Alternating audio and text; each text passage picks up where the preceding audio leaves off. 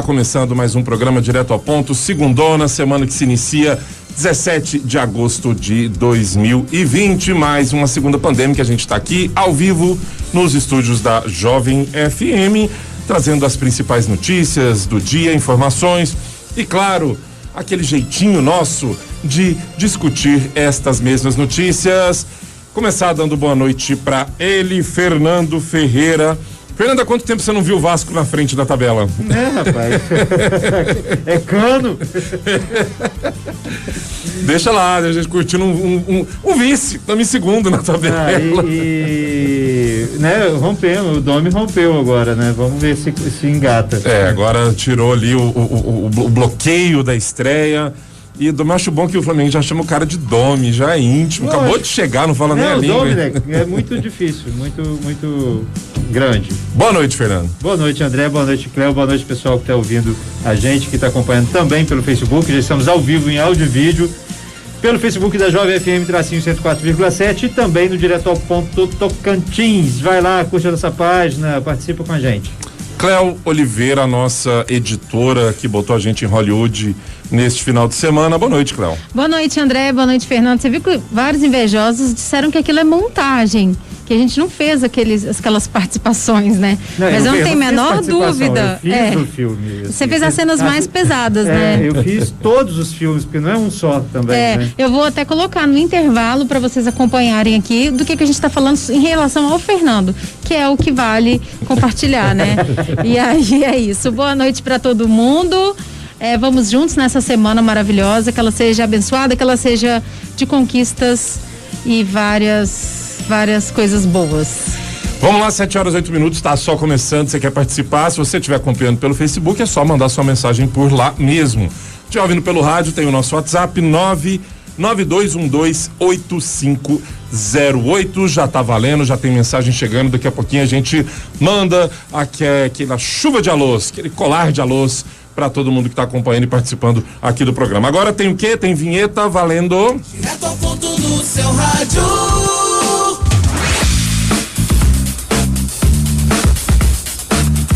Vinheta no ar, programa valendo. Vamos de notícia, começando com o Fernando. Vamos lá, Fê. Esse final de semana todo mundo ficou aí chocado com a história da menina lá do Espírito Santo, a menina de 10 anos que foi estuprada pelo tio e passou mal e acabou descobrindo que estava grávida.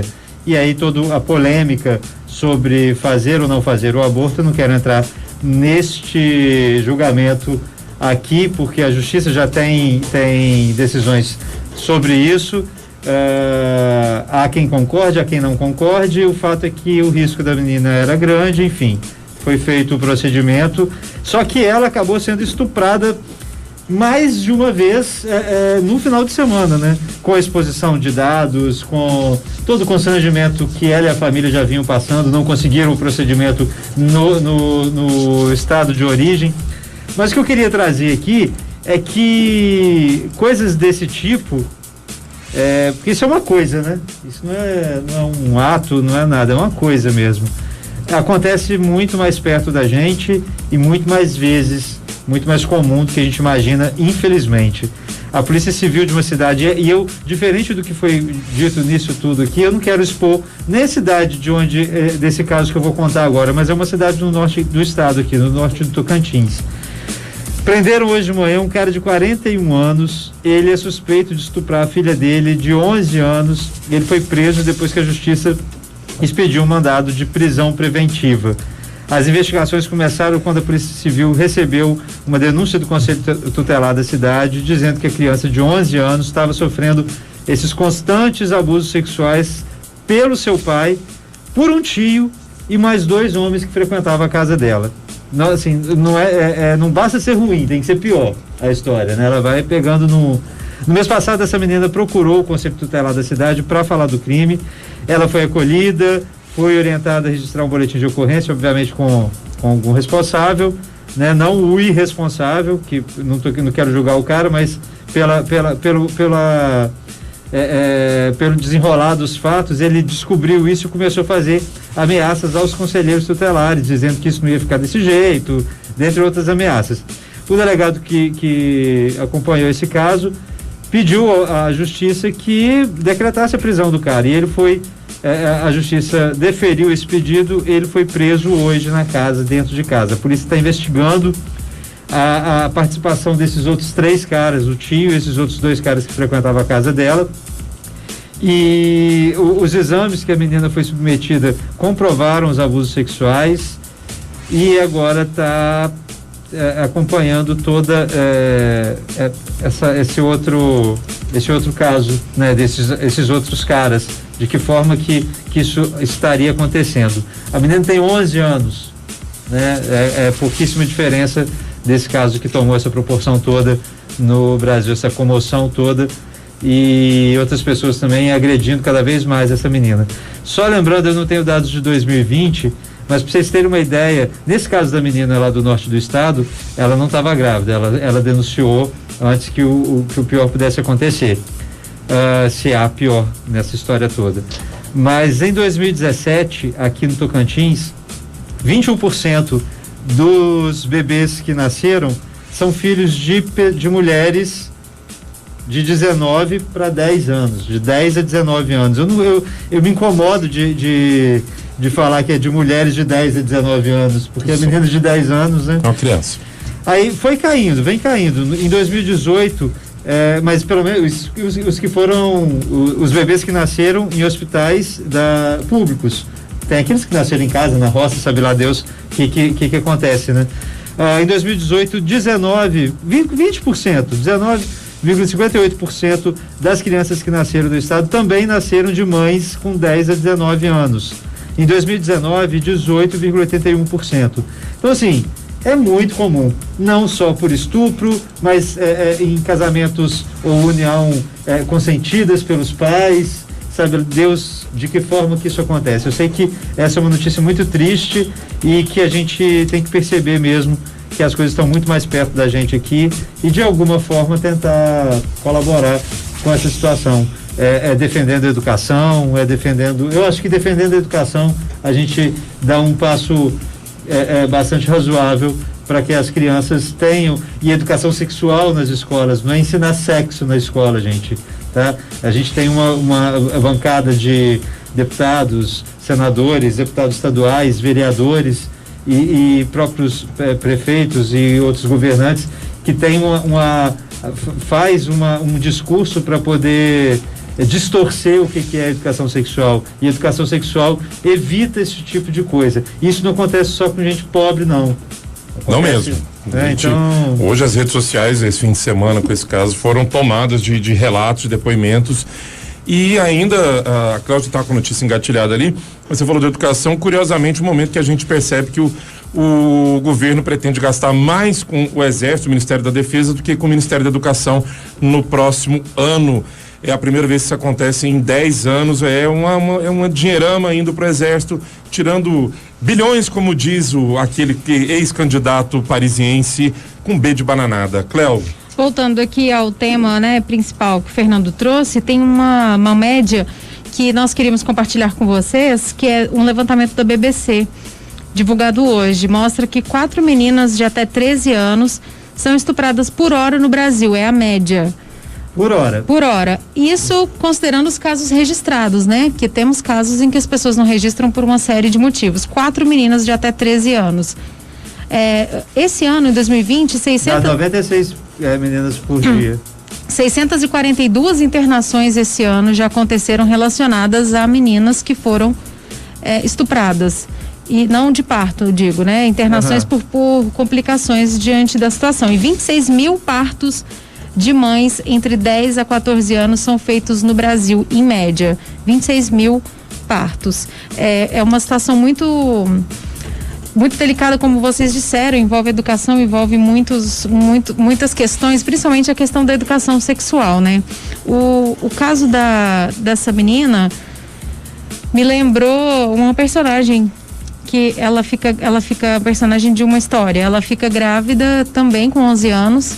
E aí a história é narrada por crianças e as crianças vão comentando que é bem assim, como acontece, muito verossímil, né? Com o que acontece no caso dessa menina também. Fala que todos ficam preocupados com o bebê e ninguém pensa na criança. na criança que está carregando o bebê, né? Na outra criança. E as pessoas geralmente, quando ouvem essas histórias, fazem mais uma cara de ressalva do que de compaixão, porque o que o Fernando disse é muito importante. Isso não acontece só com famílias pobres e desestruturadas. As pessoas acham que na minha família isso jamais vai acontecer. Então há uma punição da vítima por achar que ela de alguma maneira deu mole para aquilo, ou os pais não cuidaram direito, né? Tem todo um julgamento social feito ali às vezes no cantinho, a boca miúda, mas tem.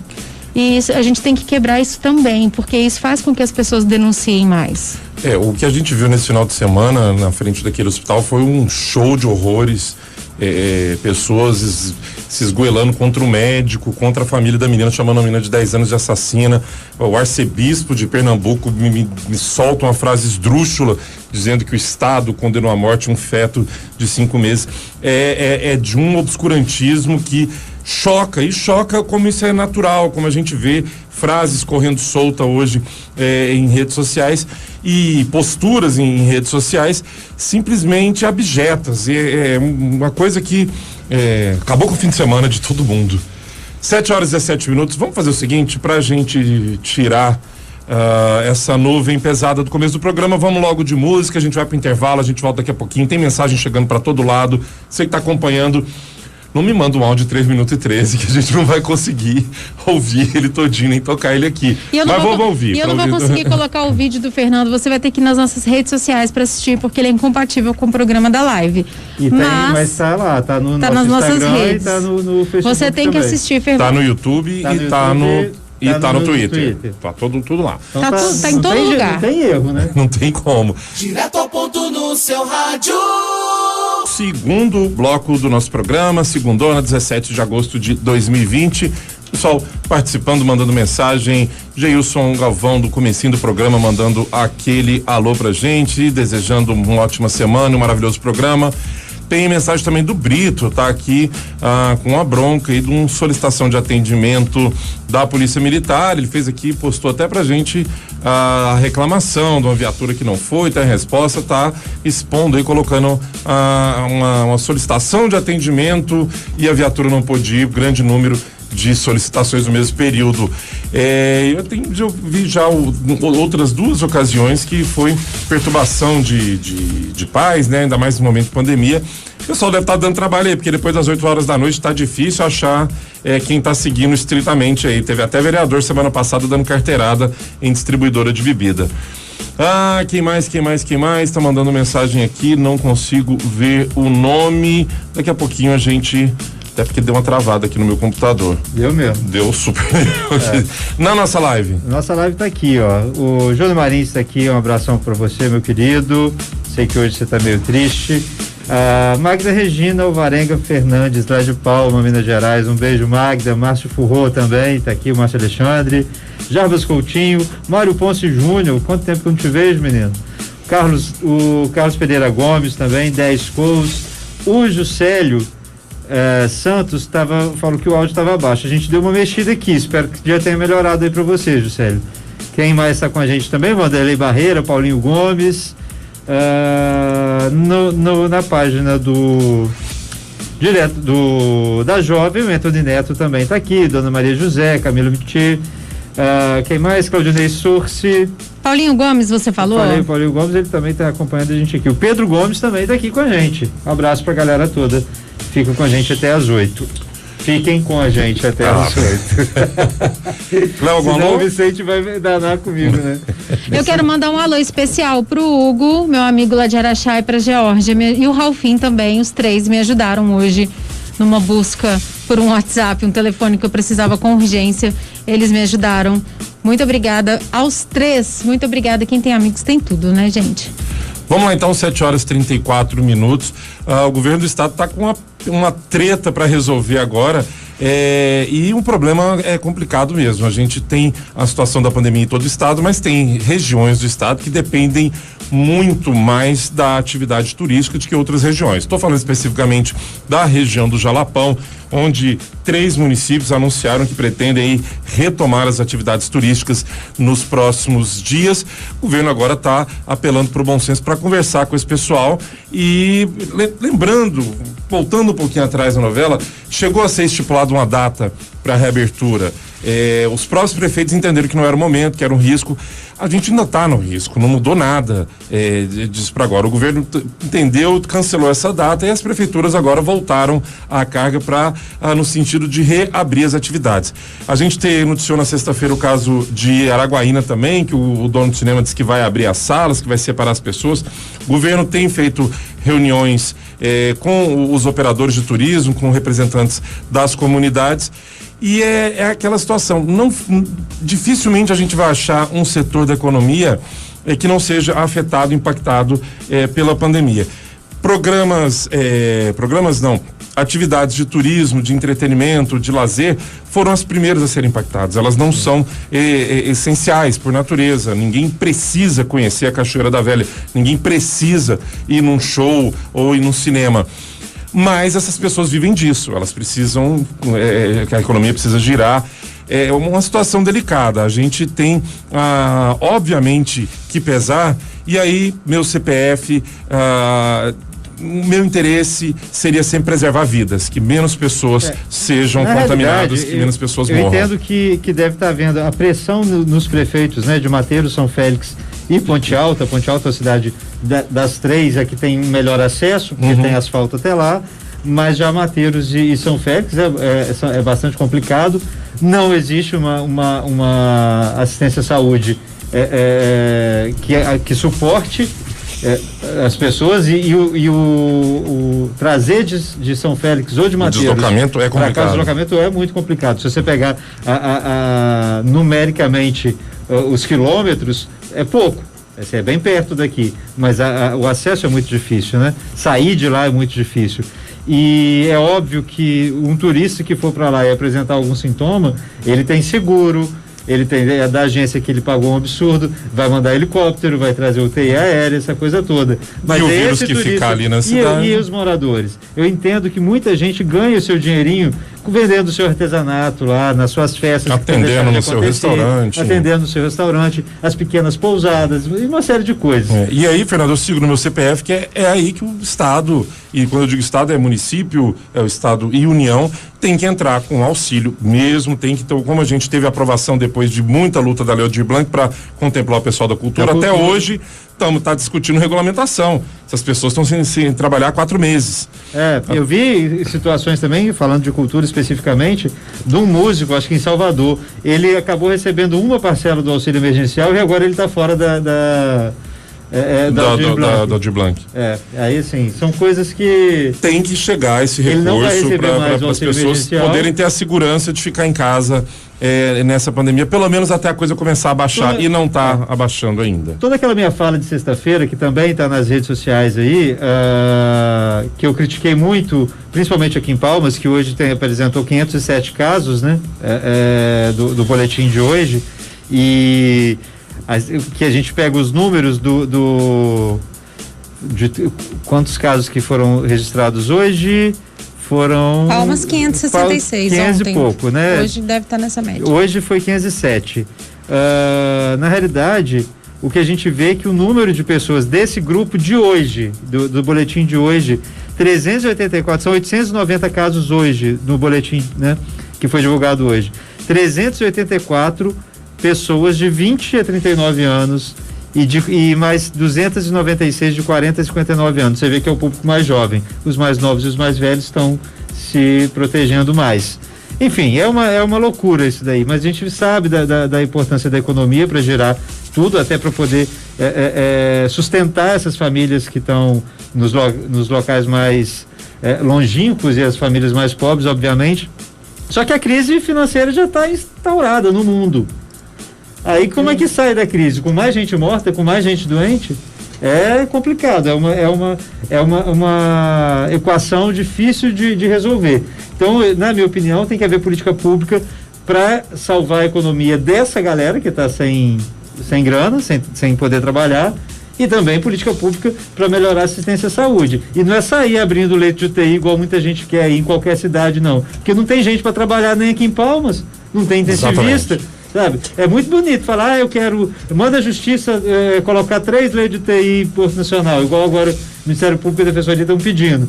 Quem vai trabalhar lá? Eles? Promotor? O médico que trabalha aí, os próprios médicos que fica detonando.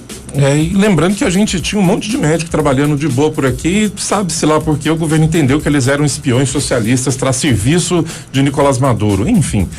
Cléo, notícia? Eu tenho notícia ainda nesse tema, envolvendo crianças. O número de crianças infectadas aqui em Palmas com coronavírus chamou muita atenção no boletim que foi divulgado ontem pela Prefeitura de Palmas.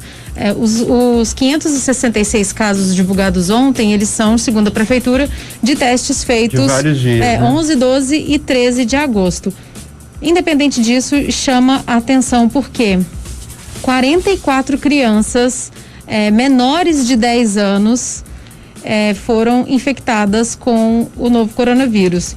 Eu trouxe essa notícia porque eu tenho observado muito e aí não quero que, antes que alguém pergunte quantos filhos eu tenho, mas me incomoda ver às vezes, eu sei que é difícil ficar com criança em casa nesse período, mas por exemplo, quando eu venho para jovem, que eu passo nessas áreas públicas aí, parques, Praça dos Girassóis e parques, eu vejo muita criança no parquinho ou andando ali de bike, às vezes até de bike não tem tanto problema, né? Mas assim, quando divide o brinquedo me chama muita atenção.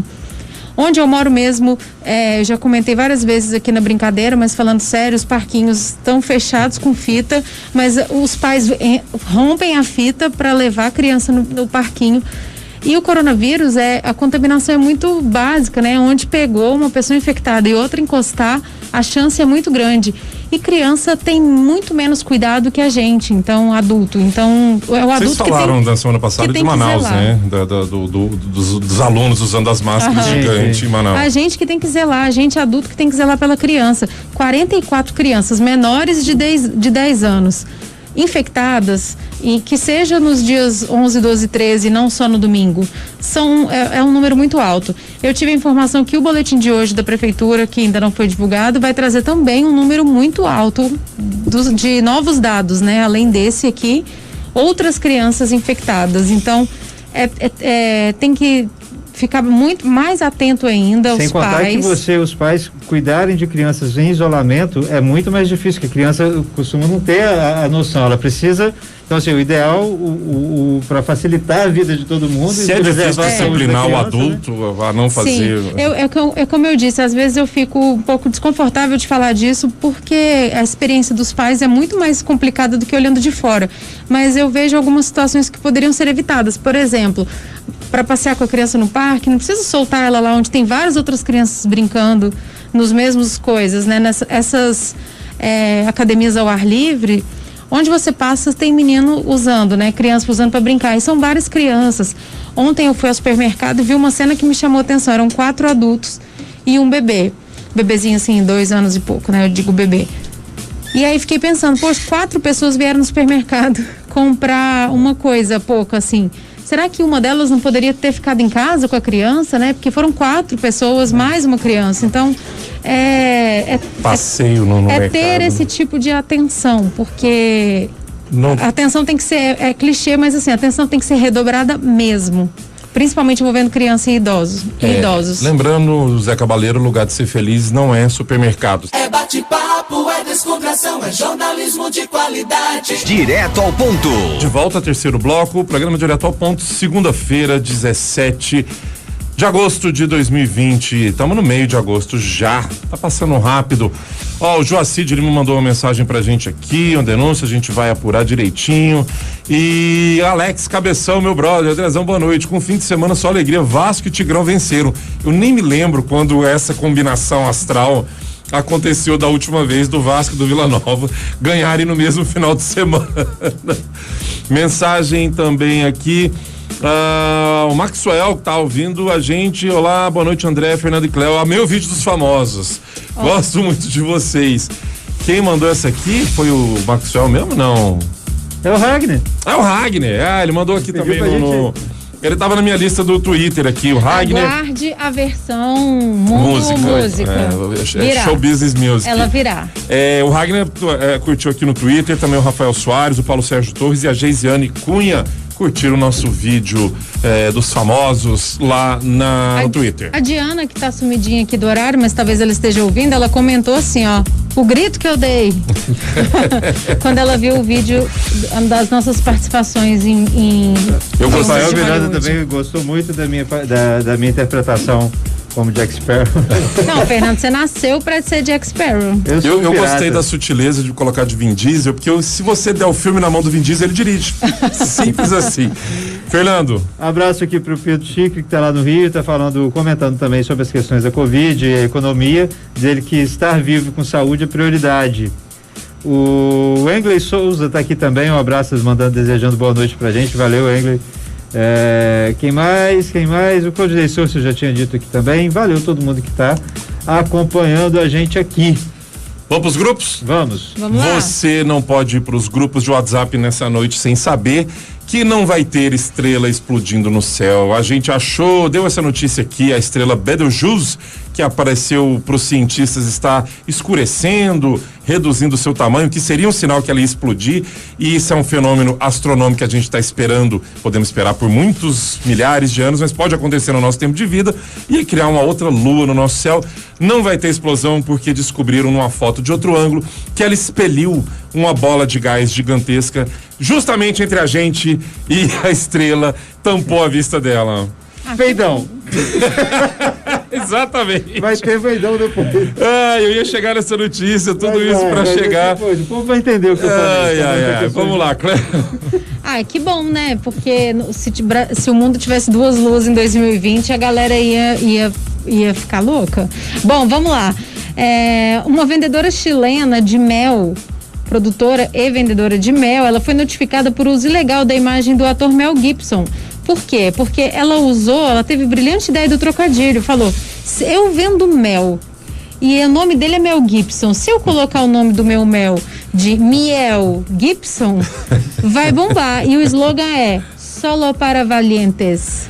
E aí, até aí vai, o duro é que tem a cara do meu. E aí tem o rosto dele aqui num filme que eu não me lembro agora. Coração Valente. Tá. Por isso valente. E aí ela diz o seguinte, ela fez, né, aquele súbito de criatividade, o Brasil tem vários, né, Peter Pan e coisas assim. Facebook. A tia de uma ex-namorada se chamava Ruth e ela tinha uma pizzaria. Como é que era o nome? Pizza Ruth. Achei que era Ruth e Raquel. O Facebook pra mim é um dos melhores. Facebook, exatamente. iFome, tem vários. O brasileiro é incrível, mas os chilenos mostraram que também estão nessa. Mas esse joguinho de palavras rendeu a essa produtora uma carta, não do Mel Gibson, mas dos advogados dele, alertando para violação dos direitos de imagem e ameaçando também, se ela não tirar do mercado, vão tomar medidas legais. Ela azedou o mel dela, ela vai tirar do mercado. Fernando. Olha só, essa aqui não tem muita graça não, mas não tem graça nenhuma, aliás. Mais uma morte por afogamento foi registrada nesse fim de semana aqui no estado. Dessa vez foi um cara de 26 anos lá em Praia Norte, no norte também. O Eliésio Silva Santos estava no Rio Tocantins quando se afogou já no início da noite de sábado. Ele estava tomando banho no local com cerca de 4 metros de profundidade, perto da margem. O corpo foi encontrado rápido pelos bombeiros de Araguatins, que foram acionados para ir para lá, mas infelizmente foi só o corpo mesmo, o cara já estava morto. São 42 vítimas de afogamento no Tocantins desde o início do ano até este sábado. O mês de abril foi o que registrou o maior número, depois janeiro e julho. Infelizmente, mais um para a estatística.